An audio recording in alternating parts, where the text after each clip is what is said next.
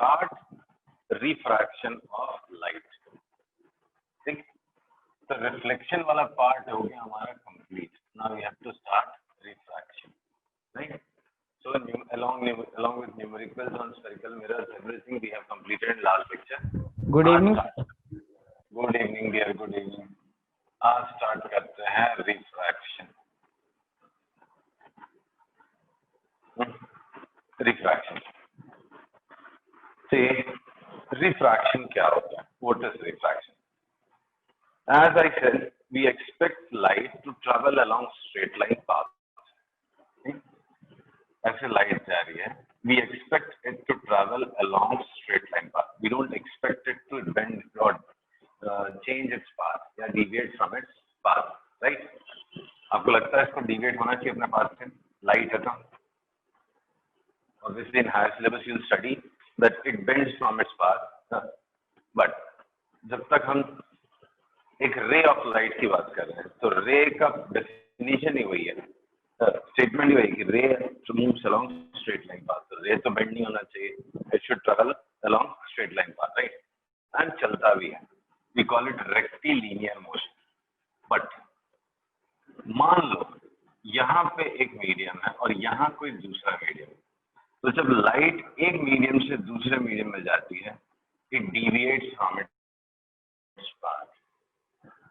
When light travels from one medium to another of different optical density, when light travels from one medium, let's go back to the topic.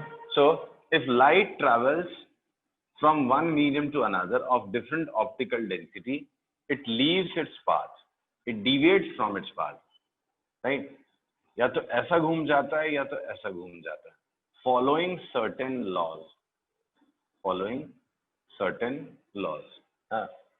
This phenomena is known as refraction. So पहले वो statement लिख देता मैं. When ray of light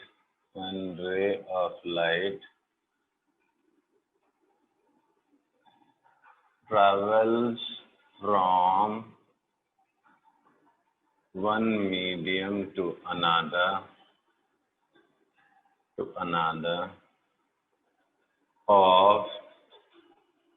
of different optical density. Yeah?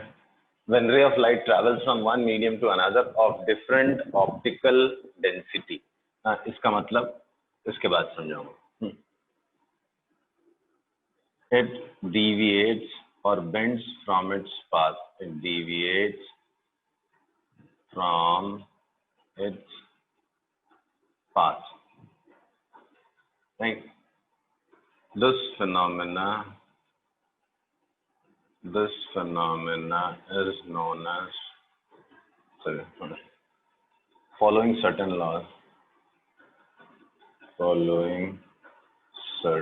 laws.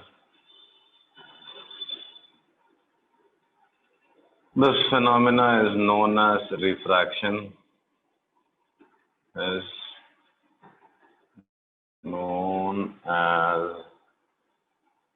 refraction.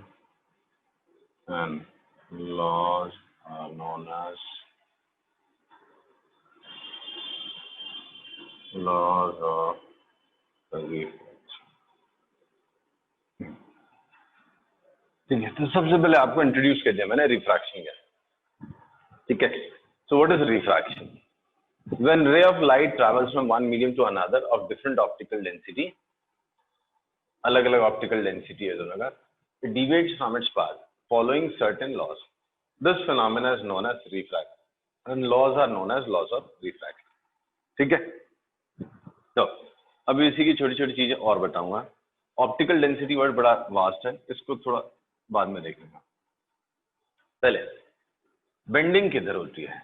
हाँ, तो जो deviate होता है, ये जाना था ऐसा, बेंड होता है इधर दिस वे और दिस वे. या तो इधर बेंड होगा या तो इधर बेंड होगा.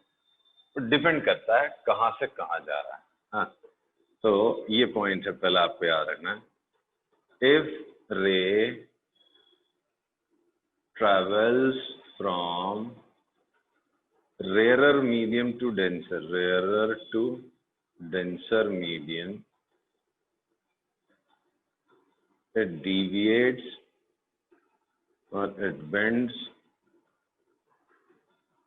towards the normal. I'll repeat. If ray travels from rarer to denser medium, it bends towards the normal. अब आप बोलोगे सर ये rarer denser क्या है?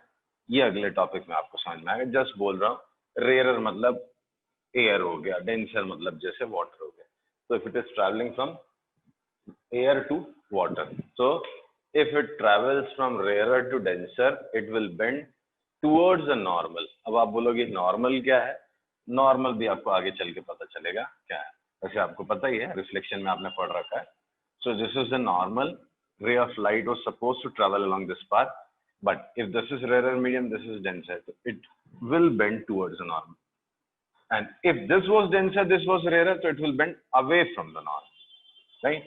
So next point I'll write is, if ray travels from denser to rarer, if ray travels from, if ray or light travels from denser to rarer, it bends away from the normal,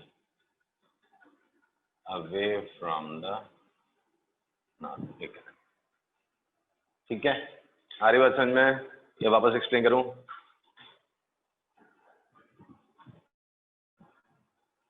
hello, तो समझ गए? आ रहा है समझ में? Okay. So first I have defined what is refraction, right?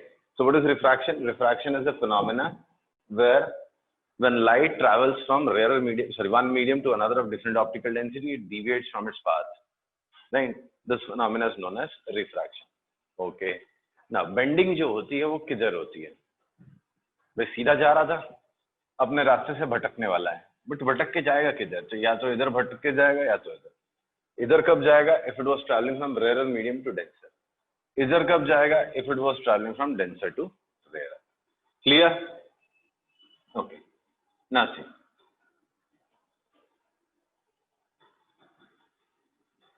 ये जितनी light गिर रही है, जितनी भी एनर्जी आ रही है, हाँ, light is what form of energy, right? So कुछ एनर्जी आती है, उसको बोलते हैं इंसिडेंट एनर्जी.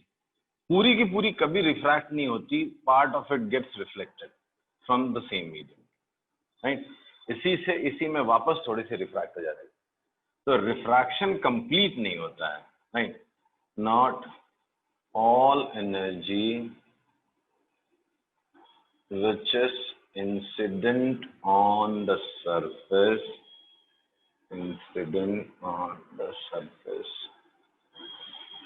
gets refracted. पूरी की पूरी दूसरे मीडियम में नहीं जाएगी. Instead part of it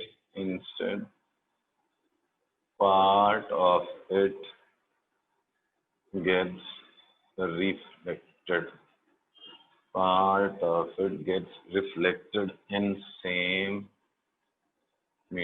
medium of incidence. जिस मीडियम में इंसिडेंट था वही मीडियम में रिफ्लेक्ट हो जाएगा. अगर 100% आ रहा है तो मे बी 90% रिफ्रैक्ट हो जाएगा, 10% रिफ्लेक्ट हो जाएगा. Is it clear? Yes, अगर sir. आप एक ग्लास देखो, ये ग्लास है, तो ग्लास में रिफ्रैक्शन होता है या रिफ्लेक्शन? मिरर नहीं है, ग्लास है, प्लेन मिरर. सर ग्लास में सर प्लेन ग्लास रिफ्रैक्शन होगा सर. रिफ्रैक्शन और रिफ्लेक्शन दोनों हो सकता है सर. कुछ रेज रिफ्लेक्ट हो जाएंगी, कुछ रेज रिफ्रैक्ट हो जाएंगी. यस, हाँ, करेक्ट. तो वही चीज यहाँ पे लिखी हुई है कि अगर आप ग्लास पे भी लाइट डालोगे तो part of it gets reflected and part of it gets refracted. थोड़ी सी लाइट वहीं से रिफ्लेक्ट हो जाएगी और थोड़ी सी रिफ्रैक्ट हो जाएगी. If it was a silvered surface then most of it gets reflected, but अगर प्लेन ग्लास जैसा होगा तो most of it gets refracted, a little gets reflected. ठीक है ना? एक बड़ा अच्छा सा एक्सप्लेनेशन दे रहा हूँ, बुक्स में नहीं दिया होता है, हायर सिलेबस में मिलेगा आपको पढ़ने, और दूसरी बोर्ड की बुक्स में होता है। क्या एक्सप्लेनेशन है? Explanation for refraction. ये होता क्यों? एक्सप्लेनेशन, सी, आप घर पे एक्सपेरिमेंट कर सकते हो। आओ, बाहर से सैंड लेके आओ। क्या लेके आओगे? Sand, right? एंड यहाँ पे सीमेंट फ्लोर है, this is cement floor and there is a sand in this region. ठीक है, अब एक काम करो, एक टॉय कार लो। क्या लोगे हम? Toy car. टॉय कार का एक व्हील यहाँ है, एक व्हील यहाँ है, एक व्हील यहाँ, एक व्हील यहाँ। ठीक है, अब ये टॉय कार को सीधा जाने दो, यहाँ पे, यहाँ जाने दो। जैसे ये टॉय कार का ये वाला व्हील यहाँ पहुंचेगा, कहाँ? यहाँ सैंड में, आप देखोगे सडनली ऐसा टेढ़ा हो जाता है। अब इसको मन में आप इमेजिन करो, फिर मैं आपको एक्सप्लेन करता हूँ। क्या कभी आपने ऐसा देखा है, आपके घर में खेल रहे होगे आप, तो सामने अचानक से कुछ सामान रखा होता है, या बेडशीट पड़ी होगी, कर्टन पड़ा होगा, कुछ होगा ऐसा, पीस ऑफ क्लोथ पड़ा होगा, जिसमें उलझ जाते हैं टायर थोड़े से, तो जैसे उसमें गुस्सा सा टेढ़ी हो जाती है। कभी देखा? तो सी, बाकी लोग क्या हो गए, समझ में ही नहीं आ रहा क्या बोल रहा हूँ मैं, या आवाज ही नहीं आ रही? सुमन? यस सर, आ रहा है सर।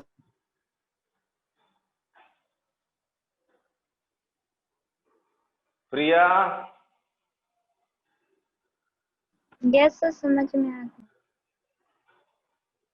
तो बोलो ना, मुझे कैसे समझेगा कि समझ में आ रहा है कि नहीं आ रहा है? कोई कुछ बोल ही नहीं रहा है। सुमन, आवाज आ रही है? सुमन है कि निकल गई?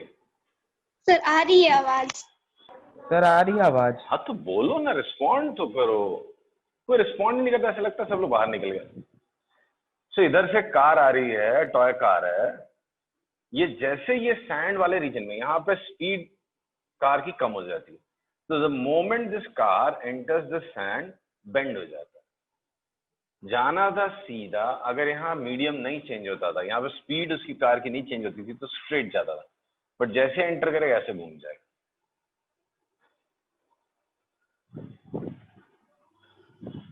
एग्रीड? कभी देखा आपने ऐसा? Yes sir. Yes sir. Yes sir. Now let's see, now let's see ऐसा क्यों होता है। सी, ये कार के दो टायर हैं, ये वाला और ये वाला।